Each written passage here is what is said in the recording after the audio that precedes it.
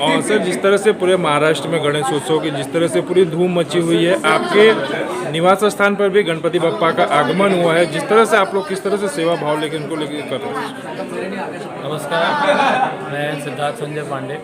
आज यहाँ पे काली कृपा मेरा घर, यहाँ पे गणपति बप्पा का आगमन यहाँ पे 3-4 दिन पहले हुआ है। मैं सभी को आपके माध्यम से गणेश चतुर्थी, गणेश उत्सव की बहुत सारी शुभकामनाएं देता हूँ। और जिस तरह से आपने कहा कि पूरे महाराष्ट्र में धूम मची हुई है, इसका और कोई कारण नहीं, मैं हमारी जो सरकार है उसको धन्यवाद देना चाहूँगा कि उनने हमें सबको एक पूरी आज़ादी दी है कि बहुत अच्छे से त्यौहार को मनाएं। और इसी तरह से जो एक मैं कहूँगा पहले जब कोविड वगैरह का समय था, एक मायूसी का माहौल था, उसको पूरा हटा के यहाँ पे धूमधाम मचाया जा रहा है। लोग मैं घर घर जाके लोगों को गणपति के त्यौहार में जा रहा हूँ, तो मैं देख पा रहा हूँ किस तरह से कितनी अच्छी तरीके से लोग सजावट कर रहे हैं, कितनी अच्छी तैयारी कर रहे हैं। और जो दिन पर दिन उसकी जो मैं कहूँगा कि जो नंबर्स हैं वो बढ़ते ही चले जा रहे हैं। 1.5 दिन का बोलें, 3 दिन का बोलें, 5 दिन का बोलें, इनफैक्ट लोग घर पे अब 10 दिन का भी रखने लगे हैं। तो मैं सभी को बहुत सारी शुभकामनाएं देता हूं, बहुत धन्यवाद देना चाहता हूं कि आप इसी वजह से जो बाकी लोग गणपति नहीं रख पा रहे हैं कुछ कारणों की वजह से, आप उनको ये खुशी का ज़रिया दे रहे हैं कि वो आए वहाँ पे और वहाँ पे गणेश उत्सव मना पाए।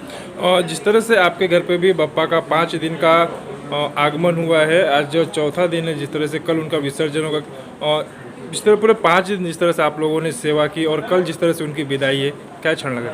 जैसे आपने कहा कि हम 5 दिन का रखते हैं, मेरे यहाँ पे 5वां साल है। और बाकायदा यहाँ पे जितने भी लोग आते हैं तो उनको हम नाश्ता खाना जो भी है, मतलब वो खाली हाथ नहीं जाते हैं, यहाँ पे प्रसाद के साथ उनको यहाँ से विदा किया जाता है।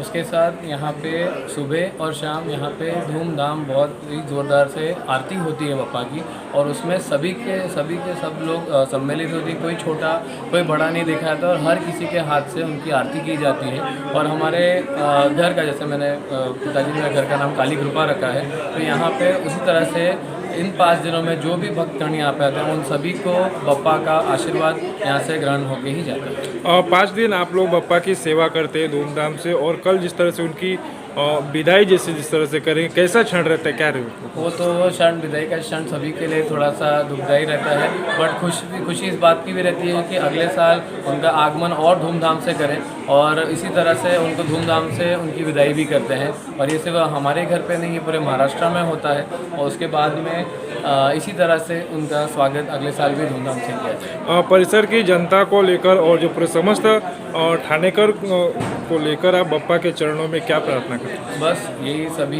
जिंदगी सबकी सेहत का ख्याल रखें, अपने माता पिताओं का जो है उनका रिस्पेक्ट करें, उनकी इज्जत करें, उनकी सेहत का ख्याल रखें। और